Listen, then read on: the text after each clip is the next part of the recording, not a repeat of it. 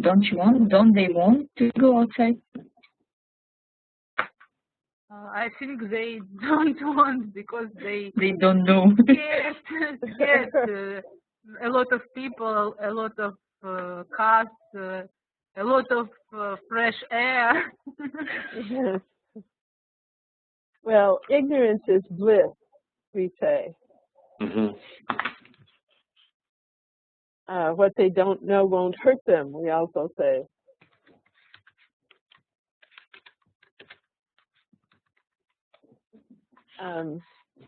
But I just, because we have had about 3 spring-like days here, I'm feeling a little giddy, and so I thought you'd like to see this picture of my happy cat.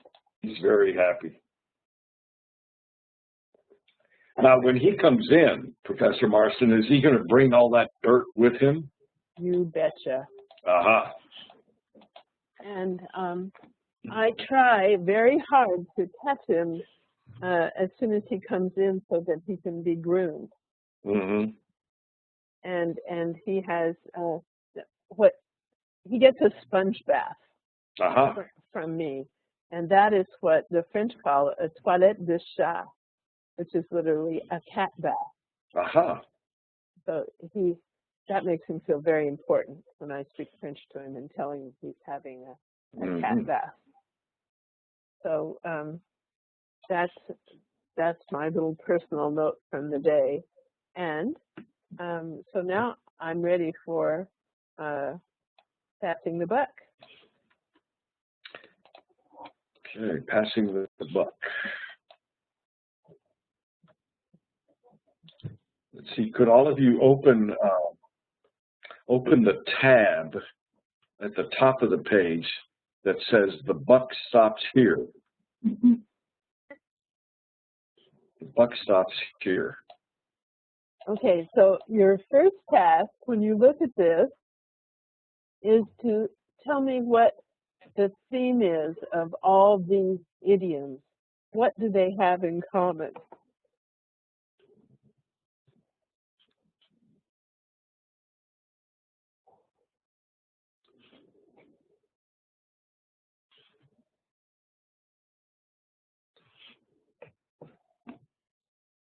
Money?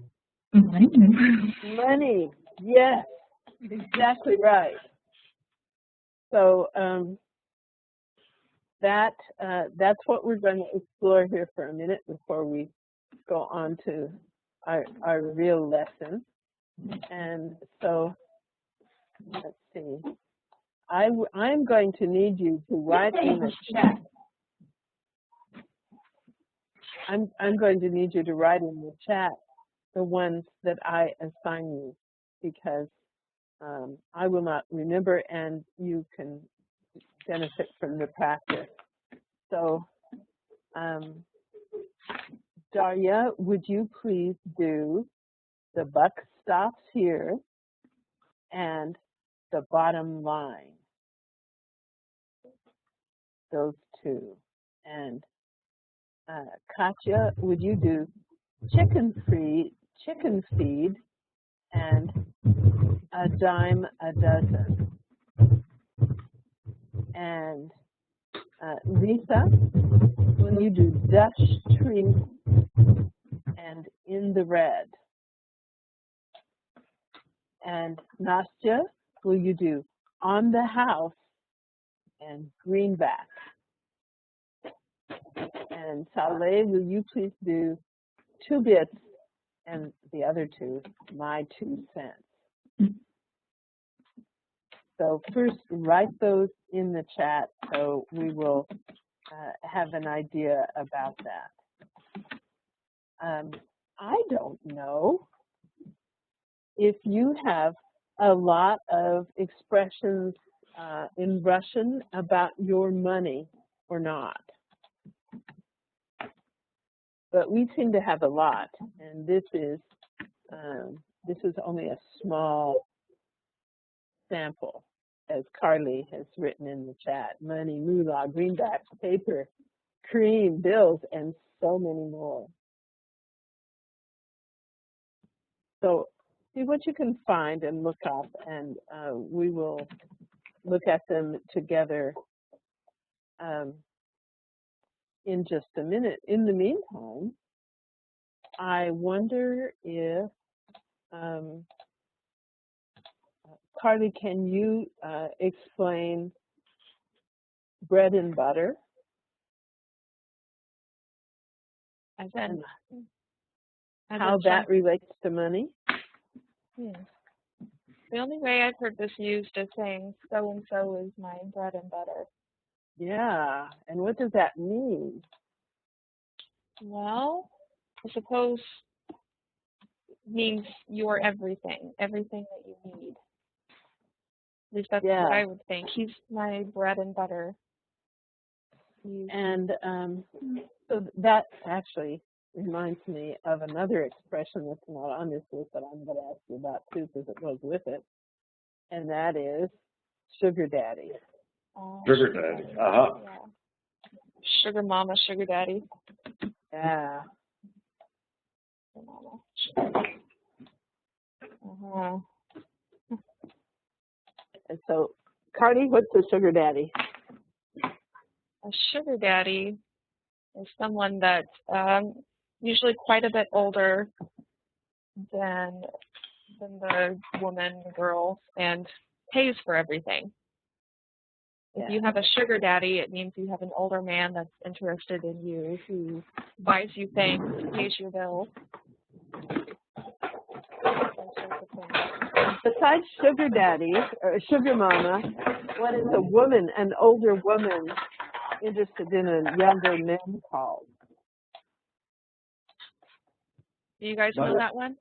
Not that I've ever been in that situation, of course, but simply as in the scholarly, it's a cougar. Yeah. And a cougar, this brings us back to where we started this morning, is a kind of cat. Uh-huh. And but it's a wild cat. It's not a domestic pussycat. Mm-hmm. I don't know if there are cougars in Russia in the forest or not. Do any of you women know? Do you understand that a cougar is an older woman who pursues a younger man? Yeah. You have a TV show, Cougar Town. Where's Cougar Town?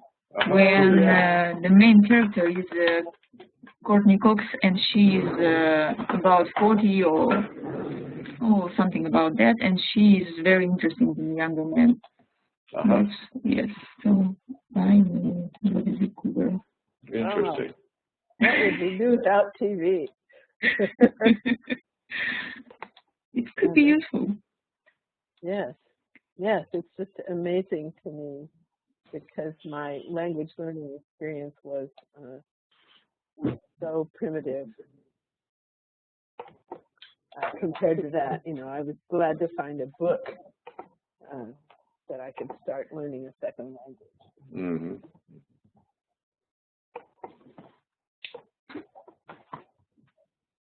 Going to start here. That would be you, Darya, I believe. Can you tell us if you've been able to find anything for the bus stop here? I found out that the bus stop here, the meaning is responsibility is not passed on beyond this point. That's very good. So, do you know what a buck is? I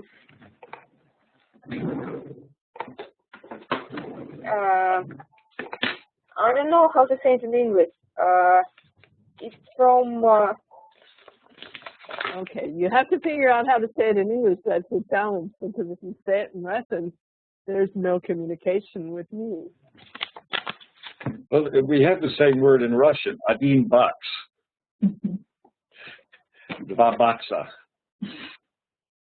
Daria, there it is on the screen. Do you see it? Yes. The buck stops here. A buck. What is a buck? $1. $1. $1. A buck is $1. A buck is $1. Good. I don't know how it got to be started that, but that's right. The buck stops here. Sometimes you will see a sign on people's desks that says the buck stops here. And it has to do with another expression very closely related. Oh, Jack is always passing the buck. He's always passing the buck. What does that mean? Anyone, what do you think it means? Nastya, what do you think?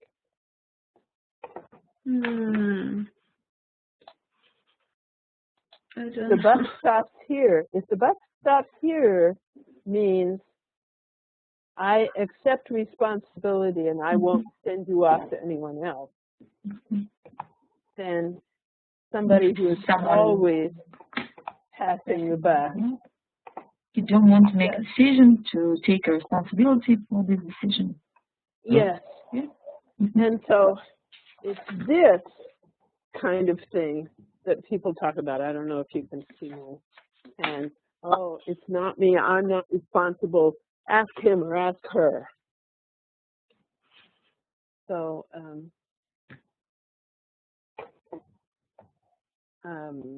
okay. What about the bottom line? What's the bottom line, Daria? The bottom line is the main or essential point.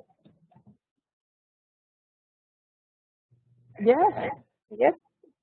Yes, that's good.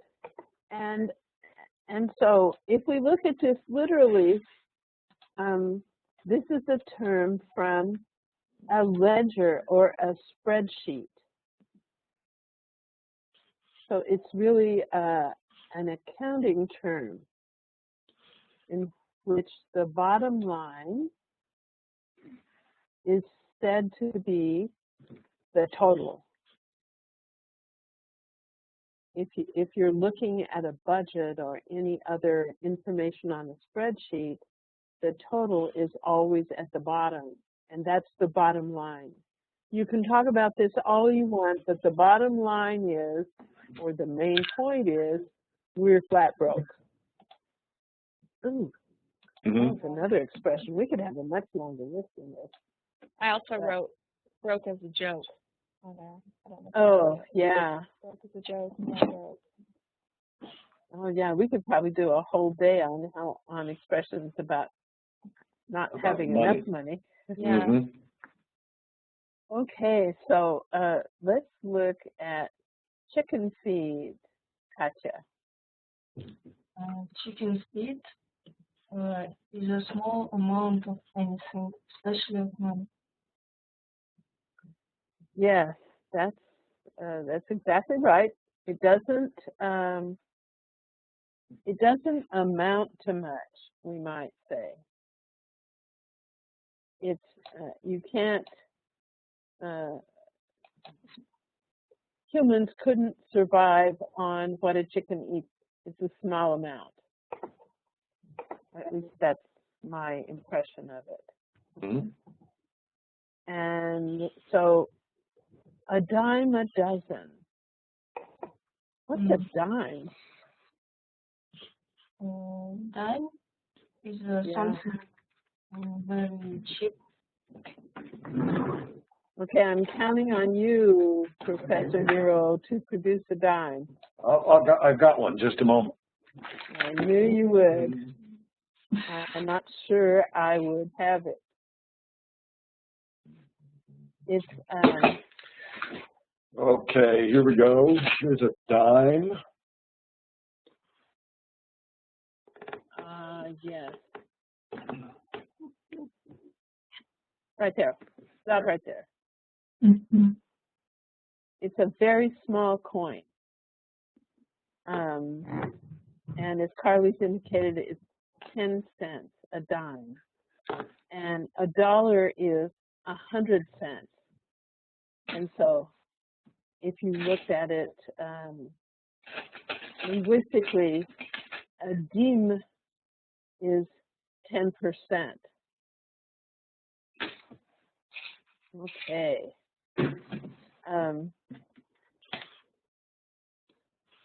Oh, I'm sorry.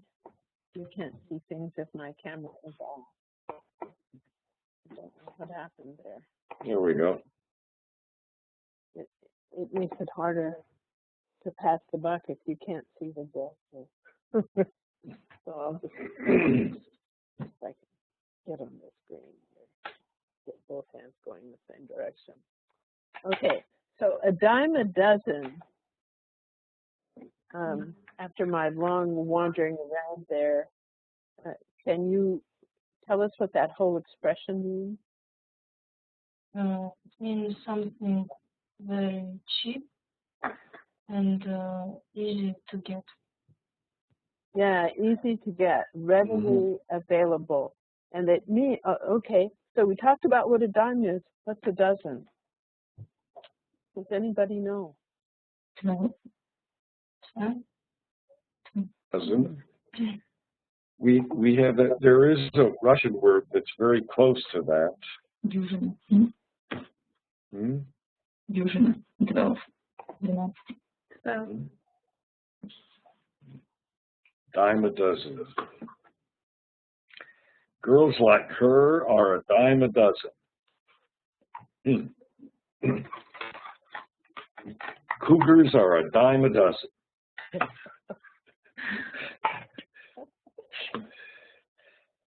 Dozen.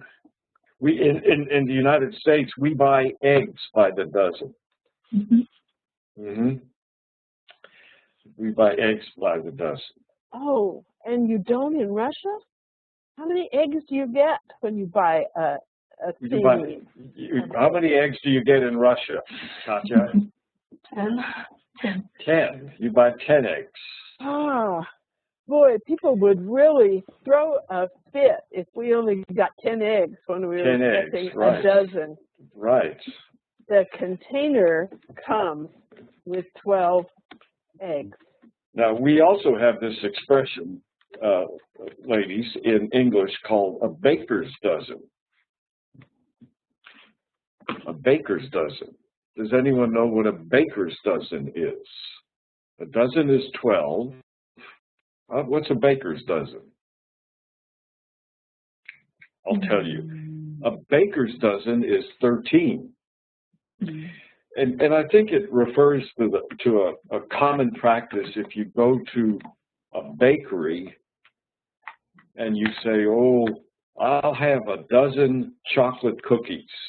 Well, a smart baker will always put an extra one into the bag, knowing that you'll come back because of his generosity.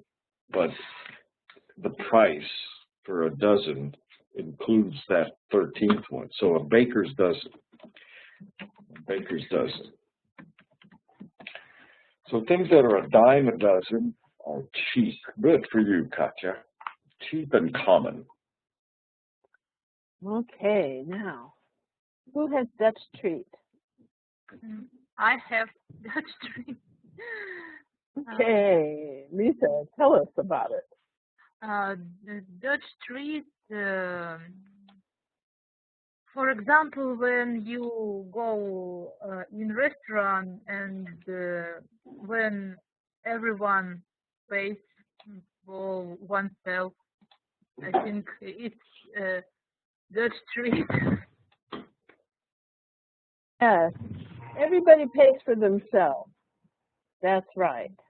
And I can't tell you why we call it a Dutch treat. Why? But I don't know why. I don't know. It's always been that way. I have some Dutch blood in me, and I've always been told it's because the Dutch pinch pennies. Ooh, there's another good expression. Pinch pennies. Yeah. Penny pincher. If you're a penny pincher, you hold on to your money. What's a penny, ladies? Do you know what a penny is? It's a small coin, no? The smallest coin. The smallest one, a penny.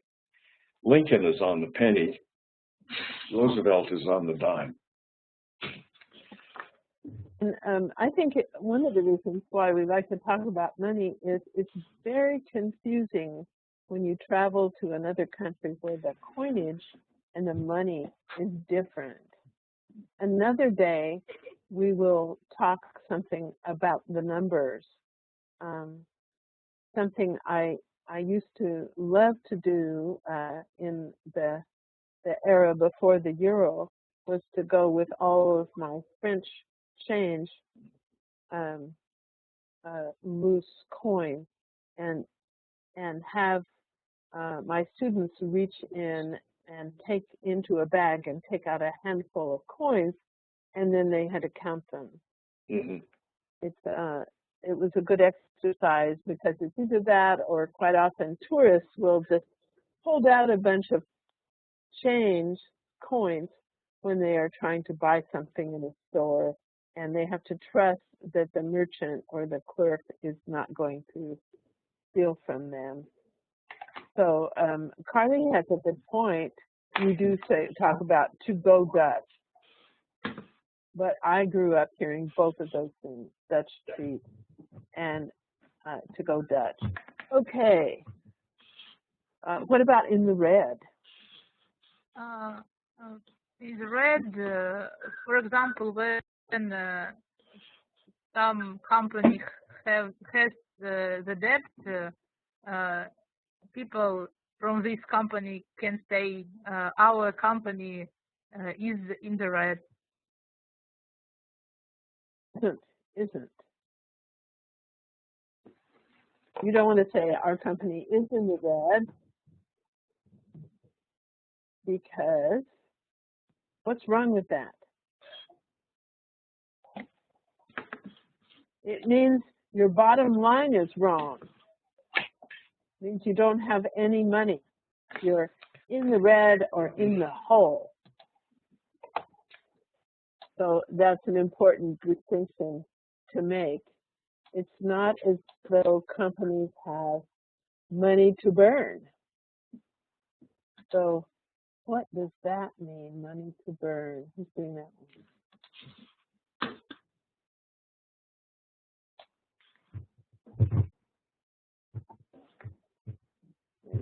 Nadia, what do you think this means, money to burn?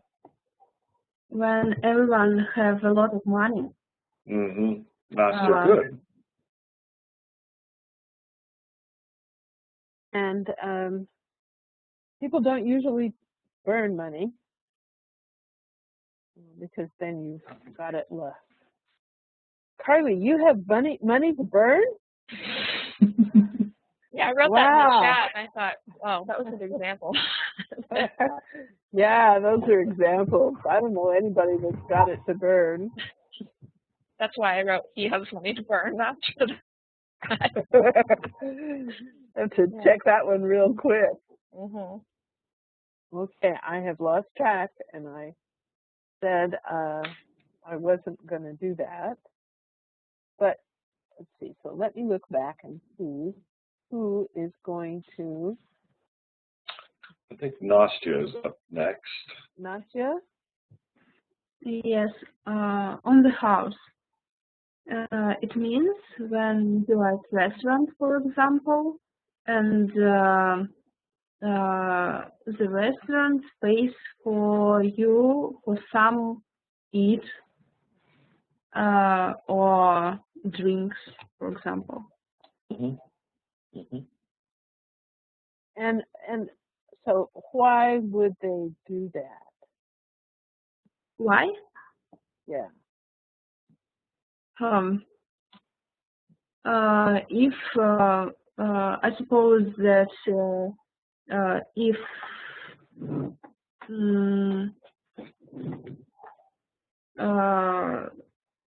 there is a for example, if you are have a birthday, might be, or some special evidence.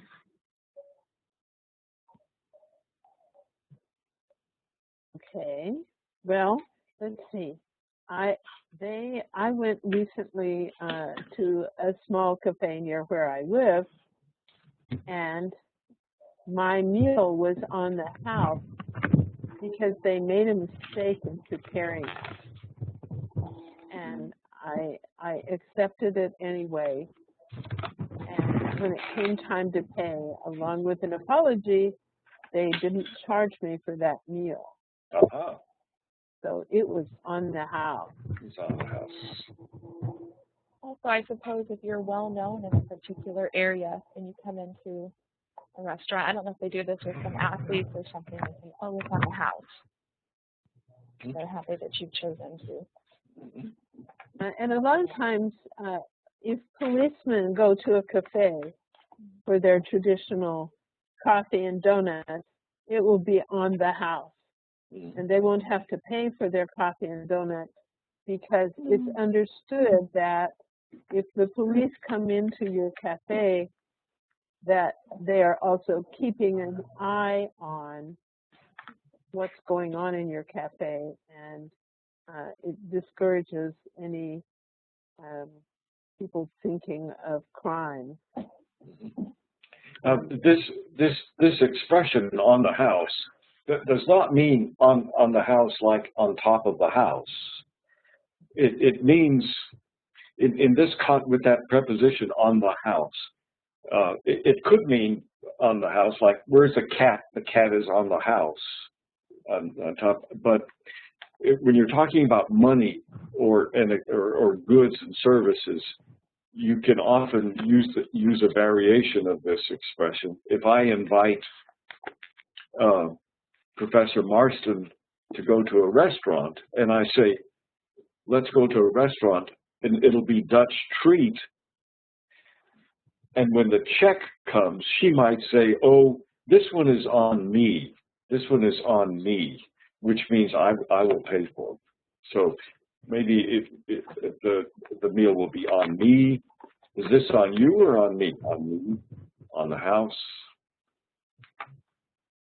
And quite often, for example, if I were going to take a student to coffee, then I would say it's on me because students, as you may know, don't have very much money. But now that I am retired and a pensioner, officially, people are not comfortable with my doing that, even though I have about as much money as I did when I was working. Mm-hmm. And I want to know what happens in your culture about paying bills. For example, it took me a long time when I was dealing with French people in France to understand that when they said, I invite you, that means it's on me. I'm paying the bill. And so I was always confused when they took the bill at the end without any further discussion. So what do people say?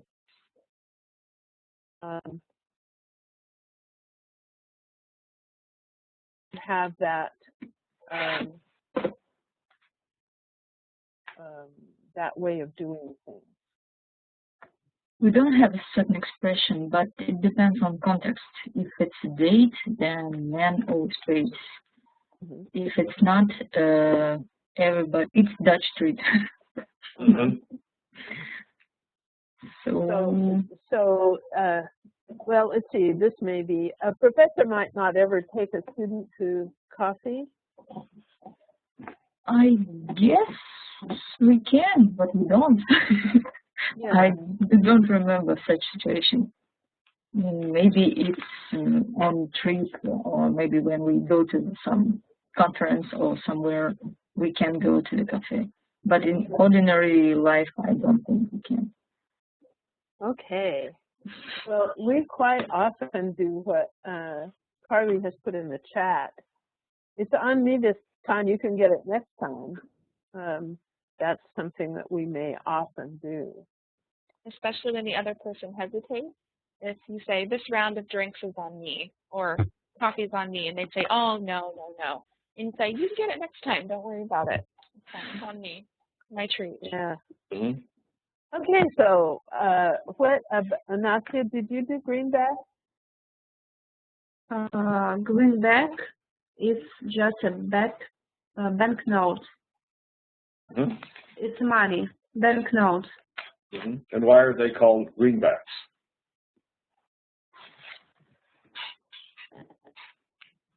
See the back. You got to show the back. The back, there's the back. The back is green. That was a $1 bill. Here's a $10 bill. And if you turn it over, the back of it is green. The back of U.S. money is always green, no matter what color the front is. So bills, you're right, are called greenbacks. Greenbacks. I know a song about this, of course, but I guess I'll refrain. So, Saleh, it's up to you. Yes, yes. 2 bits, it's something unimportant, insignificant, maybe cheap. I found it an example, 2-bit actor. Mm-hmm. That's good. And the next one, my 2 cents. This idiom we use when we try to say about what we think, to express our opinion. And we have the same expression in Russian language, ставить свои 5 копеек. I can write it in chat. Uh-huh.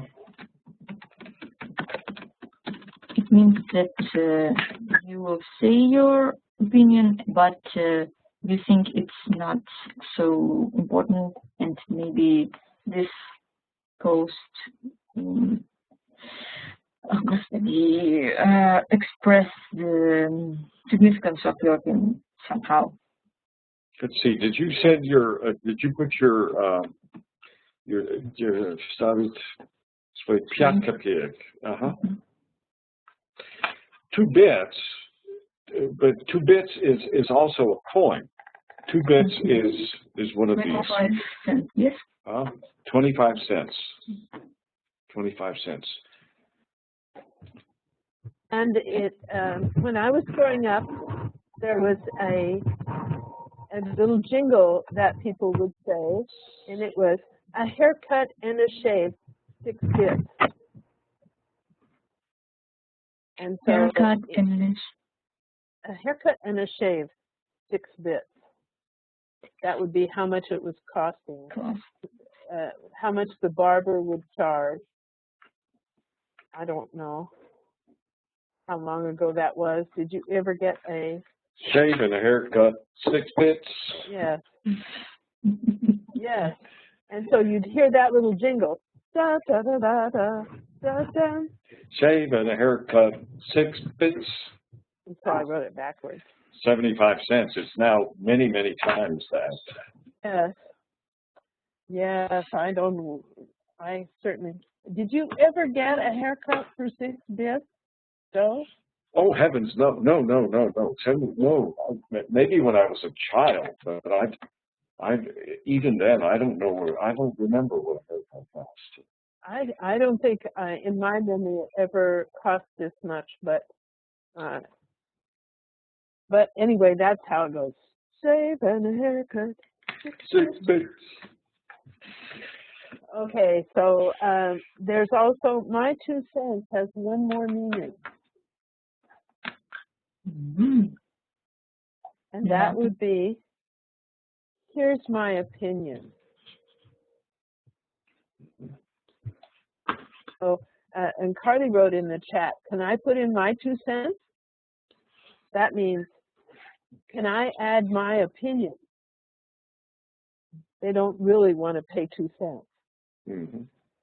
They just want to offer a comment. And it may add to the discussion. So,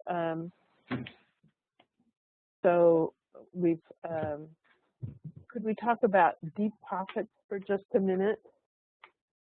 What do you think that means? Is there any other expression that we've already talked about that you could associate this with?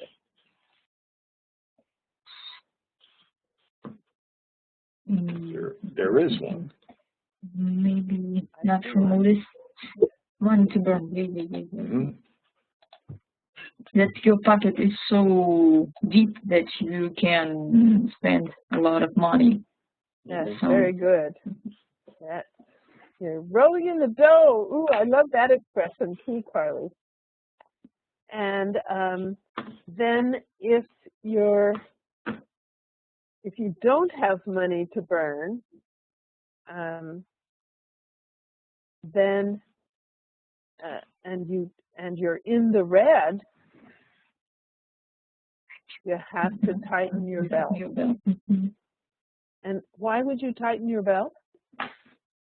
Because you don't have to eat. Oh, no, I've never looked on eating as a chore. It's a joke. It's a joke, Professor. No, we have the same expression. The Timid gospel. Yeah, we understand the meanings. Yeah. Yes.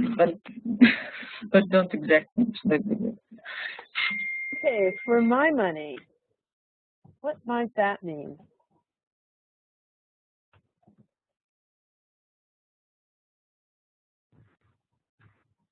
Okay, well, for my money, that's a bad idea. For my money, we should start over. Or if I had to bet on it, as Carly put in the chat, if I had to put my money where my mouth is, as we sometimes say, then this is what I would be willing to pay for. That's the general meaning of that. And now, Professor Lero, I'm hoping that in your great store, in your great deep pockets, you're going to have a nickel. I have a nickel. Okay. I have a nickel. Oh, here's a nickel. Oh, just a minute. I'm having a tough time finding my camera. There's a nickel. A nickel. Okay. Back it off a little bit. It's blurry. A nickel is, let's see, is 5 cents. There's Thomas Jefferson on the nickel. Yeah. This is a new nickel. A new nickel. Shocking. And here's an old nickel with George Washington on it. Oh, yes, that's the one. That's very comforting. That's Thomas Jefferson, too. I beg your pardon. Washington is on the quarter. Okay, so this is the nickel. How many nickels are there in a dime? Come on, this is a math problem, you guys. How many nickels are there? 2, yes, good. How many nickels are there in a quarter?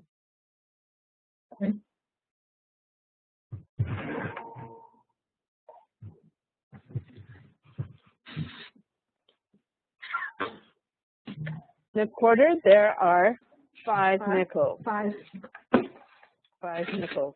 What's a wooden nickel? Help us with this, will you, Professor Lero? Nickel? Wooden nickel. Wooden nickel.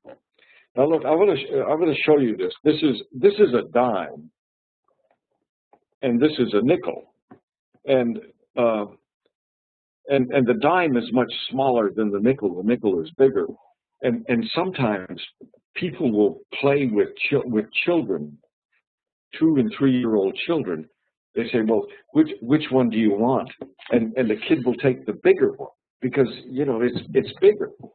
Well, there was a 3-year-old who was very, very precocious, very smart, and would take the nickels. And his friend said to him, listen, the dime is worth twice as much as the nickel. Why don't you take the dime? And the precocious 3-year-old said, if I took the dime, they would stop offering me the money. Okay, good. That was a smart kid. That was a smart kid. A wooden nickel. We say, don't take any wooden nickels. Don't take any wooden nickels. That means, and I don't know why you would have a wooden nickel, but a wooden nickel is something that is fake or phony or fraudulent. That's not worth a wooden nickel. Wooden nickel is not worth anything. Well, that was good. Thank you, Professor Markston. Let's. I want to talk about literature a little bit. Okay. We have. There's a tab. Can all of you see it? A&AT literature. All right. And we're going to talk about these factors. I hope that all of you read this assignment, because for the next few weeks we're going to be working with this.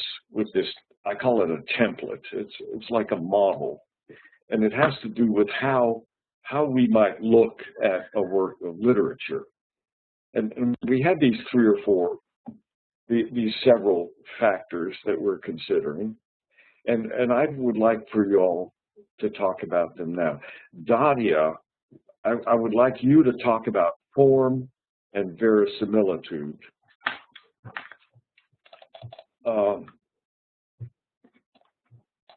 And Katya, would you talk about characters and conflict?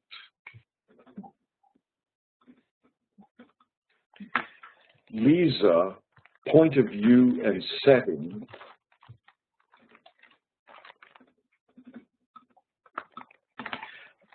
Nastya,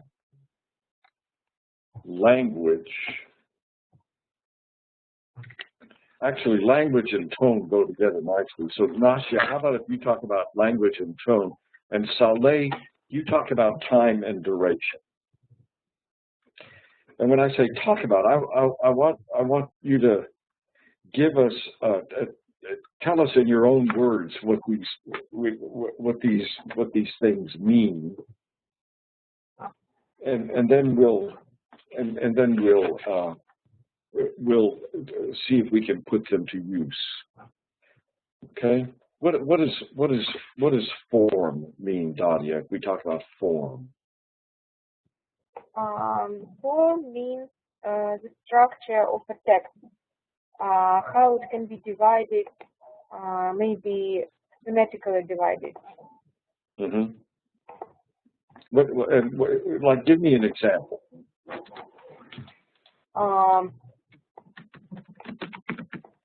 Like if it's science text, it can consist some problem. And first it will be in introduction, then the description of the problem, some maybe speculations, and then the conclusion. Terrific. Good. Okay. So it's like a poem might be divided into stanzas. A newspaper article might be divided into what, Daria?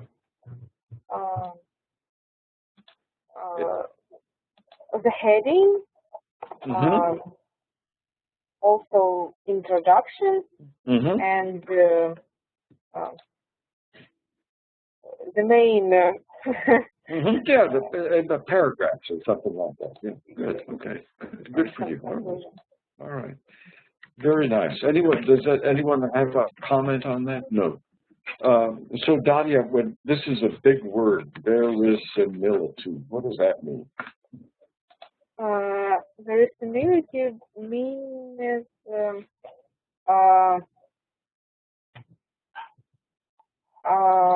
like if this text is something that is written in the text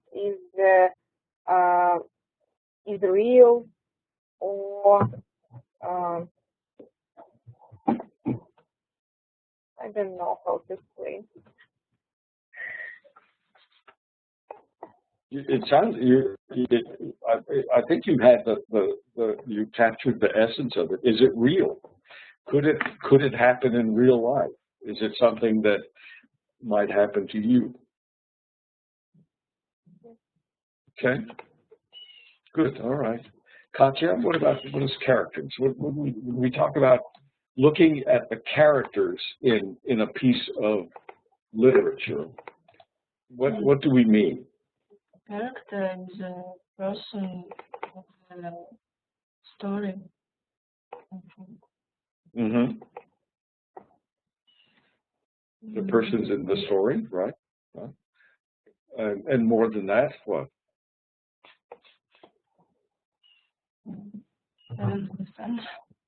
Mm-hmm. The characters, and you in a story you usually might have a main character and secondary characters. Sometimes one of the characters is the narrator of the story, tells a story.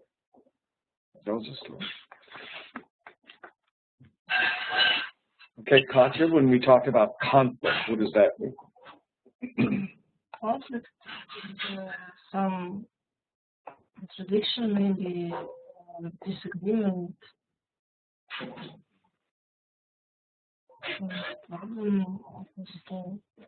Mm-hmm. And who can the conflict be between? Between characters. Could it be between the characters, or it could be between what?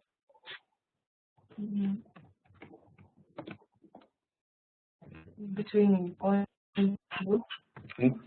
Katya, have you ever read A&AT? No. No. Do you know the story? Yes. So what kind of conflict did A&AT have?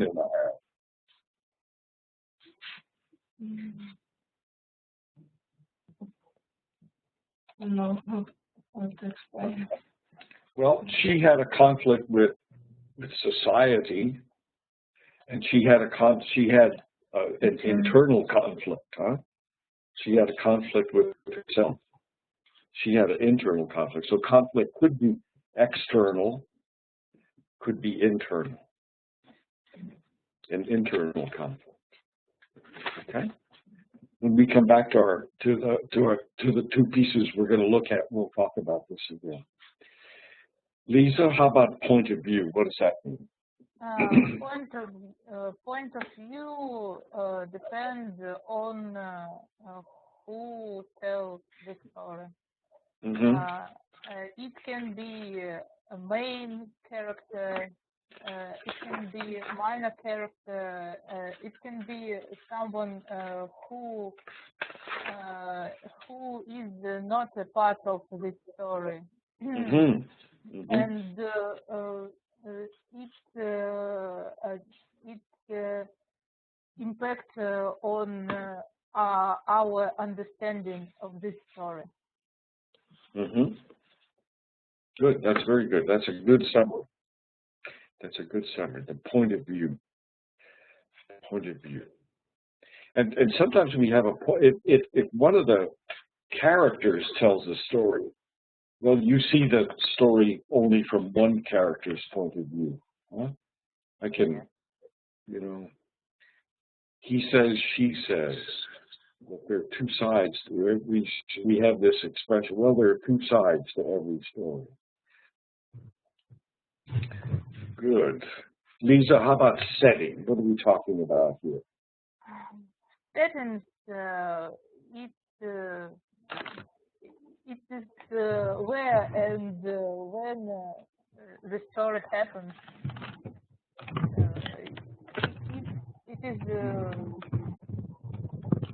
It includes some emotional, some physical conditions of characters.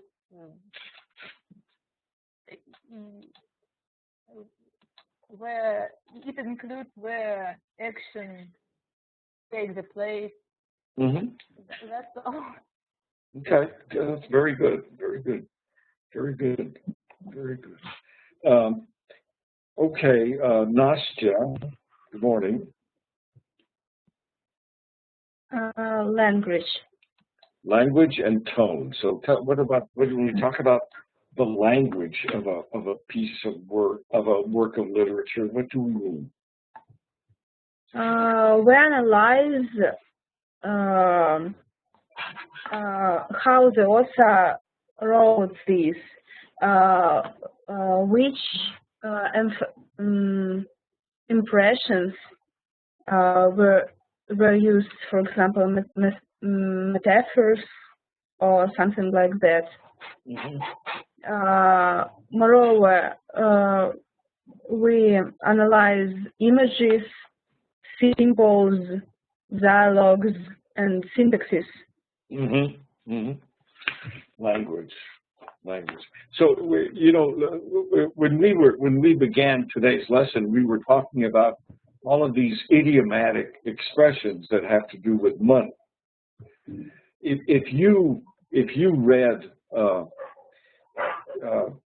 let's say you were a scholar, an economics professor, an economics scholar, and you were writing a paper about fiscal policy, monetary policy, would you use those idiomatic expressions in a scholarly paper?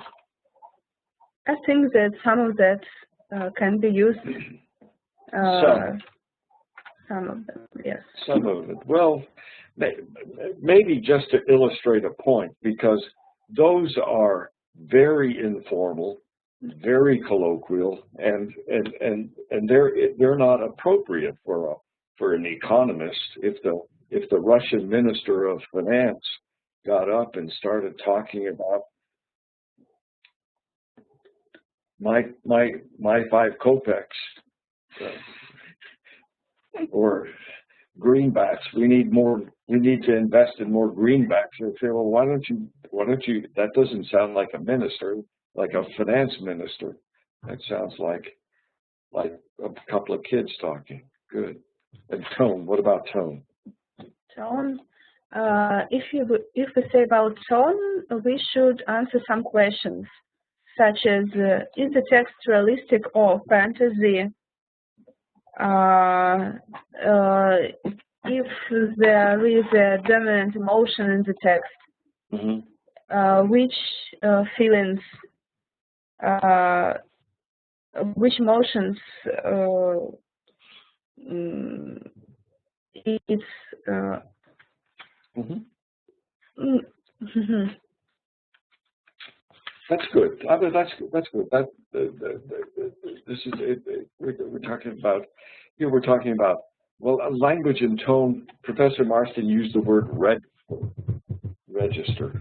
And it can be as simple as the difference between v and t, or it can be as complicated as using something with very technical language. Okay, Saleh, what about when we talk about time and duration? Time and duration, duration is how author uses the passing of time in his story. How he describes the stream of time, either some returns or breaks or flashbacks, and how author uses this stream of time as a tool to make some effects on us as his readers, to his readers. All right. Hang on a second. Let me find a file here.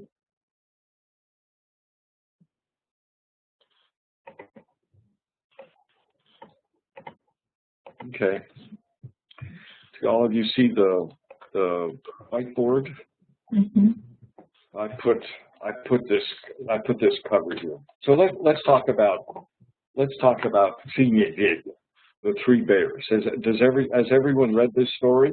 Yeah. Yeah. It's a very strange story, actually. Yeah. Okay, Dadia, let's go back to you. Dadia, are you there? Yes. Okay. So what is the form? What is the form of tri medvedia?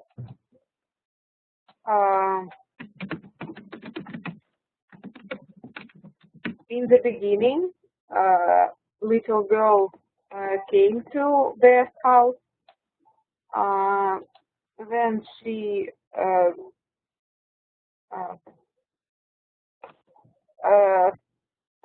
eats there. She sleeps there, and then the bears come, and she runs. Mm-hmm. Right. So in terms of are there chapters in this story? Chapters? No chapters. No. It's too short. It's too short. So it's one piece, huh? One Yes. piece. And instead of dividing it structurally, you divide it thematically in terms of themes. And just exactly as you did. The girl came up to the house, she went inside, she did her stuff, and then she left, and then the bears came up. Okay. So that when you say, well, what's the form of this story, that's what you say. Now, how about verisimilitude? I don't think that this situation is real. Of course. Of course. Well, how and why do you? What in this text tells you that it's not real? The bears are talking. Yeah. And what else? And little girl is alone in. Bears have house. Bears have a house. Bears have a house, and they talk, and they have furniture, and so this. Do you know anyone like this? Of course not. This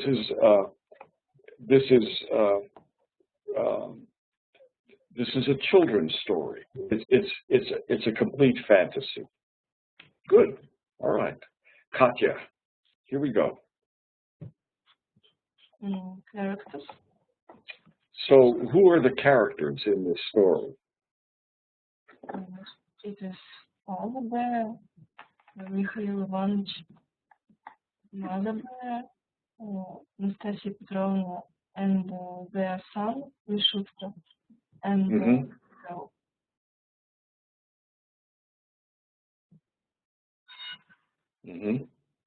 So you have 3 bears and a little girl. And do the characters have names? Yes. What are the names of the characters?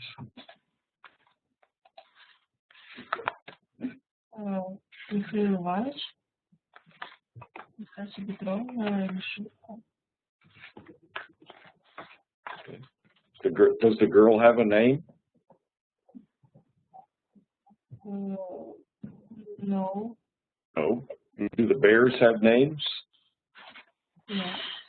Yes. What do you remember the bears' names?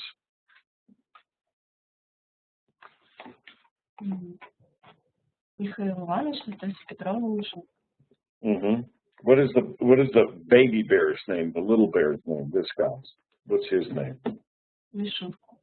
Vishutkina. And what about this guy?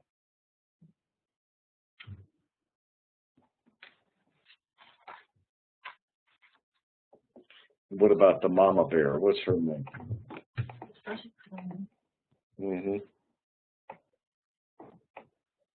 All right. Okay. Katya, so those are the characters. Wait, I gotta say this. I'm sorry to interrupt. In the English version, there's only one character that has a name. This story is called Goldilocks and the 3 Bears. Goldilocks and the 3 Bears. The bears don't have names. The bears are bears after all. So they're called Mama Bear, Papa Bear, and Baby Bear. They don't have names. Right. And so they're more that adds to the fantasy in my mind. If the Papa Bear had a real life person's name, then I could imagine it happening better. It would have more verisimilitude. Mm-hmm. But Goldilocks isn't a name that anyone would name their child. It's a kind of nickname, so that's also kind of mythical. Okay, I'll be quiet now. Super. Okay, Katya, we have one other thing. Your other factor was conflict. Is there conflict here? I think yes. And what kind of conflict is there? The girl in the house, but she wasn't allowed to do it. And the bears were angry with her. Mm-hmm. Now, there's a conflict between the bears and the little girl. Now there's like conflict between the bears and the little girl. What is the biggest? Who is the biggest conflict between? The greatest conflict?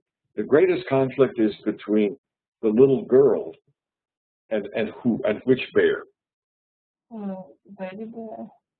The littlest bear. Yeah, the littlest, because she breaks his chair and she eats his food and does all of those other things. Sleeps in his bed. She was. And sleeps in his bed and musses it all up, gets it all messy.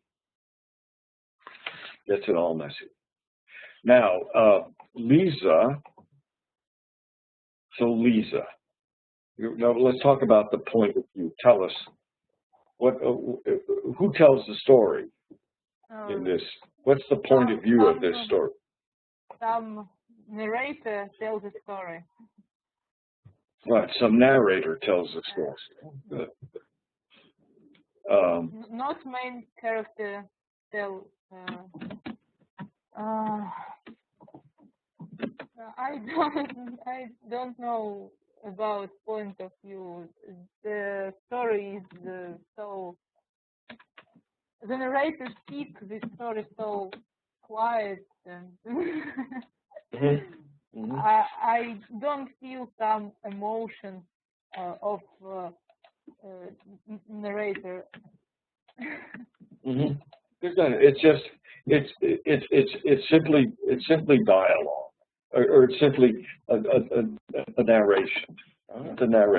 The narrator tells a story. The narrator is not involved in the story, and the narrator knows everything.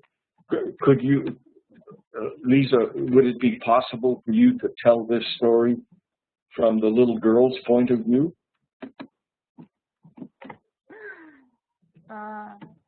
Whole story. You could tell it from the little girl's point of view.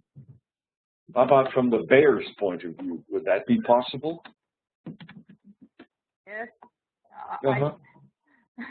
I can tell the story from little girl or from bear. Mm-hmm. Okay, good. Nastya. So what about the language and the tone of this story? We've already said that it has very little verisimilitude, that it's a fantasy. But what about the language in here? Did you notice anything about the language? Yes, the language is quite simple. The structure of sentences is simple. Moreover, there aren't any dialogues, just some sentences.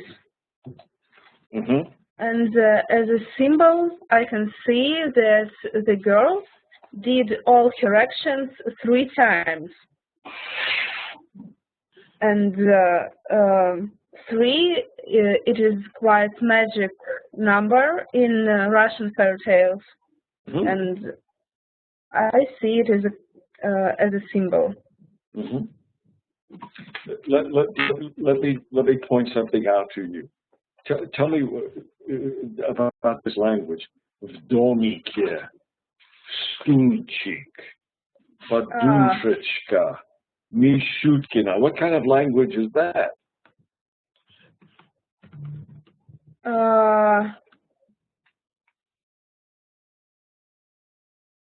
I don't know how it would be in English.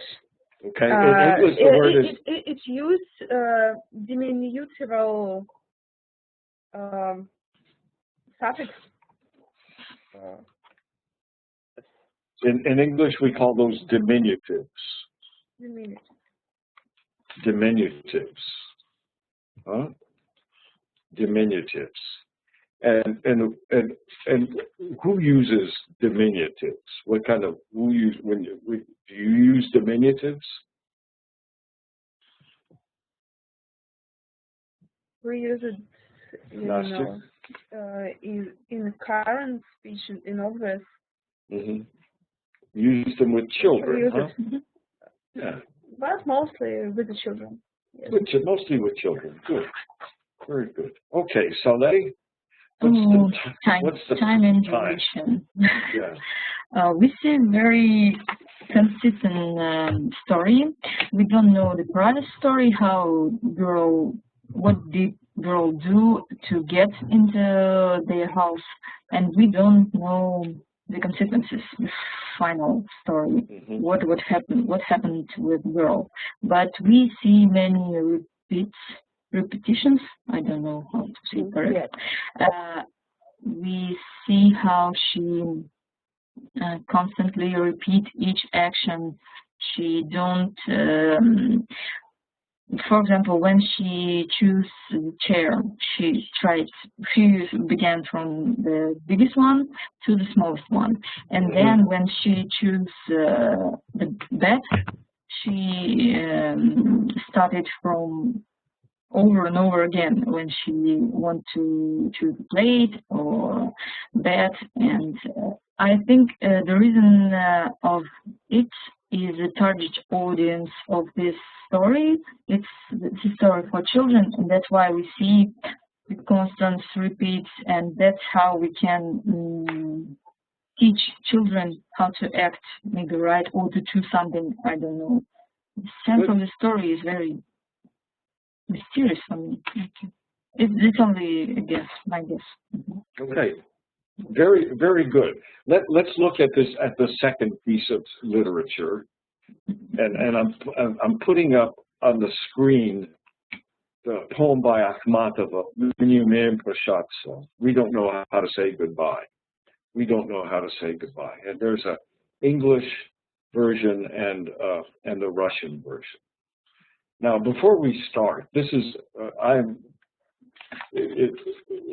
those of you who know me know that I am a great fan of Anna Akhmatova and of her work. So would somebody read this poem? Read the Russian. I just want to hear the Russian. Who would do that for? Nadia, would you please? In Russian? Yes, please. Мы не умеем прощаться, что бродим плечо к плечу. Уже начинает смеркаться, ты задумчив, а я молчу. В церковь войдем, увидим, отпевание, крестины, брак. Не взглянув друг на друга, выйдем. Отчего, что у нас не так? Или сядем на снег примятый, на кладбище легко вздохнем, и ты палкой чертишь палаты, где не будем всегда вдвоем. Very nice. Very nice. Okay, so as long as you're there, tell us what the form of this is, and tell us about the verisimilitude of this. There are 3 passages with one theme. Mm-hmm.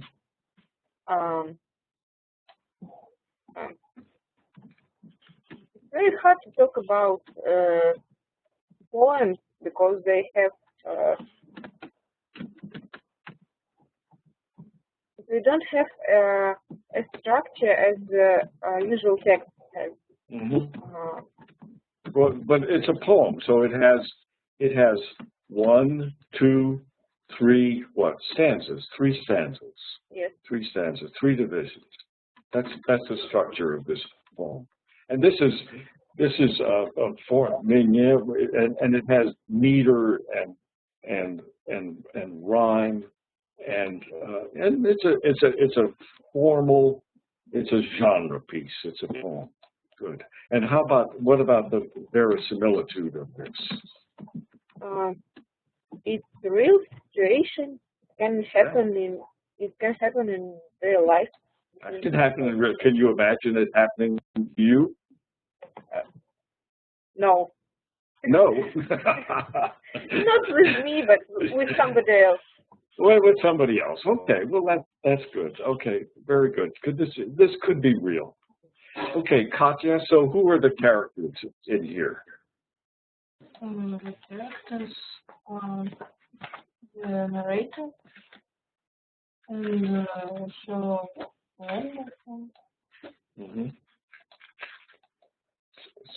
So we have two characters. We have a narrator, and what is the narrator? Is what, a man or a woman? A woman. And what is the relationship between these two characters? Are they brother and sister? Are they boyfriend and girlfriend? Are they husband and wife? What do you think? I think they are husband and wife. Okay, husband and wife. Is there conflict here?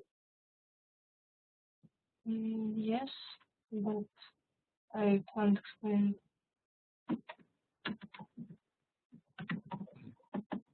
Is there conflict here? Would anyone else like to comment on what kind of conflict you see here?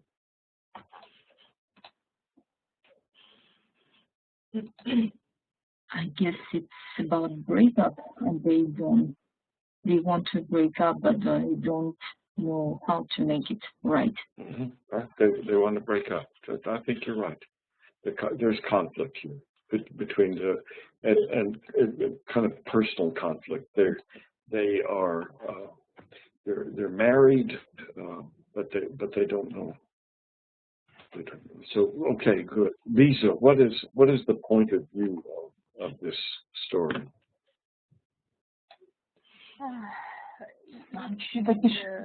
It's the point of view of one of two main characters. It's point of view, woman point of view. We see and hear sense of this emotional emotions of this woman, and it's a monologue. That's all I can see from. It's a monologue, yeah. It's good. Now, do you think she's saying this out loud, or is she thinking some of this?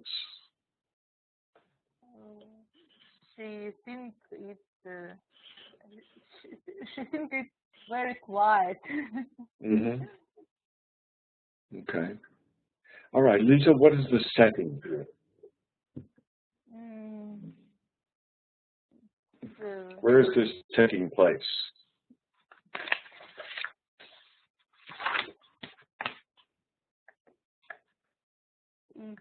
It's some of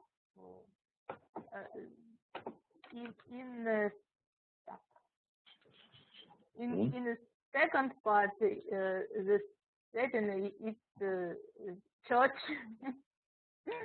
Church and where? And what is that word? Graveyard. Graveyard, cemetery. So part of it takes place in a church, and part of it takes place in a graveyard. Those are interesting places, aren't they? A church and a graveyard. in church we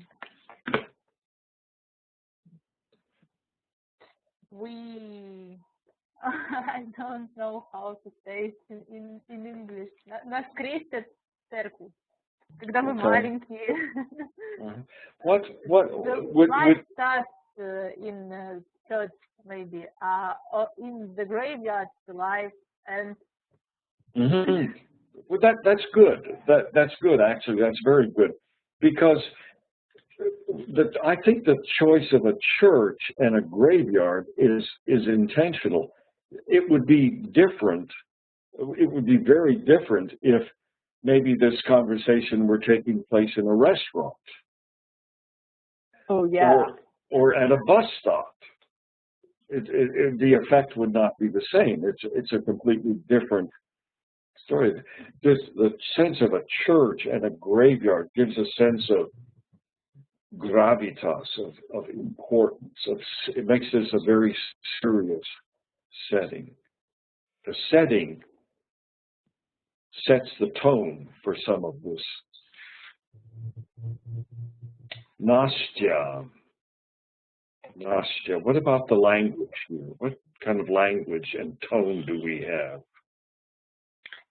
There are no some special words.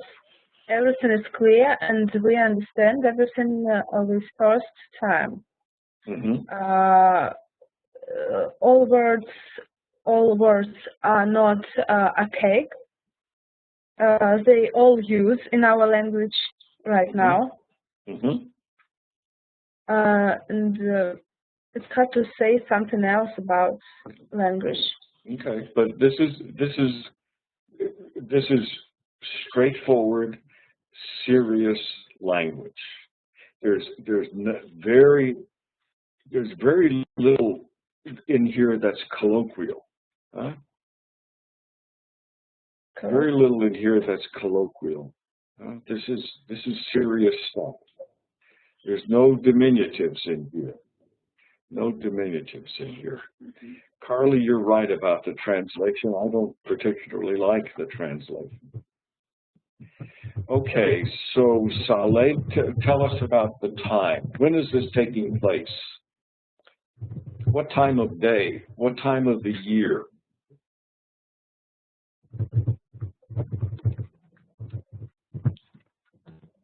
Saleh, we have lost Saleh. Excuse me, excuse me. That's okay. About time, it's 1917. It's time of October Revolution in Russia. It's a time of acme of silver poetry in Russia, and it's interesting for me that she mixes different tenses in this. How to say стихотворение in this poetry, and let me continue your discussion of church and graveyard. It's very interesting how how we see time in church. Baptism, marriage, masses for death. It's actually it's a duration of all our life, of all life of other people. I guess she see it and she see how different her situation from normal, typical life of others, and that's why in church they feel not so light as in graveyard. And in graveyard, as a symbol of the end of life, they feel very free, and she wrote that легко вздохнем and so on, and she uses future tense, I guess, to end this story, and she say that we will be together always, and I guess it's she changed the place, and it's not in the actual life, in the place where they sit, or I guess they broke up finally, but they souls. They are soulmates, and they will be together for many, many years, I guess. Do you think he wants to break up? Do you think he wants to break up? I don't see the direct intention in this story, but I guess they can't continue in these circumstances. Mm-hmm. And something has to change. Yes, but yes. We don't know what. Yes. Something has to change. Also, Seems for to me, me, there's the indication. Because Storm? For me, with that part there, that was sort of a signal to me. Although the translation, like we said, is a little bit different. You're gloomy, you're moody, you're contemplative, and I'm silent. But here it's kind of in shadow. It's as though her presence, even her presence causes a change in his mood, or it's something about her presence that makes him unhappy. There's also the last, what I thought. There's also the last two lines, and of course I'm not at all sensitive to what the Russian says, but the last two lines would indicate to me that he is feeling, she perceives that he is feeling wistful, because she writes, that stick in your hand is tracing mansions in which we shall always be together. It's very optimistic. Yeah. Very optimistic lines. And the Russian is exactly that way. Okay, ladies, well done today. I thank you. Next time we are doing, we're going to start a story by John Updike called Here Come the Maples. John Updike is a very popular modern American author, and I think you'll like him. It's long, and I will put an assignment in the in our club sometime in the next day or so. And does anyone else have any comments or observations or questions? Nope. I would like to say that I think you've done a really good job with this. And part of the point of the way this lesson was organized was to give you a framework to look at a piece of American literature. And so I invite you to organize your thinking about the story in terms of those parts, those factors that we talked about today, because otherwise you might risk being overwhelmed by the story. Look at it in the pieces that today's practice has suggested, and I think you will find it easier. I thought you did a brilliant job today. Well done. Thank you. Well done. That's my 2 cents. That's more like 6 bits. Okay, thank you all very much. Have a good week. Thank you. Bye, everyone. Goodbye. Bye, everyone. Goodbye.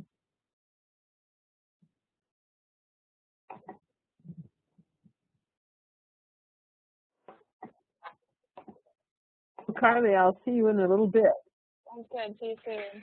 Okie dokie. Y'all be well. Good luck to you. Thank you.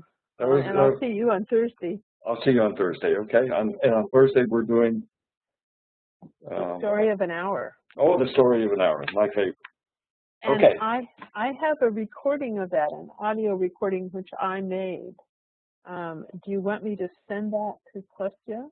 Yes, it would be great to have him put a link to it. Okay, I'll send it to him. Super. Okay, good. All right, thank you all very much. I will see you next time. Thank you. See you guys. Bye.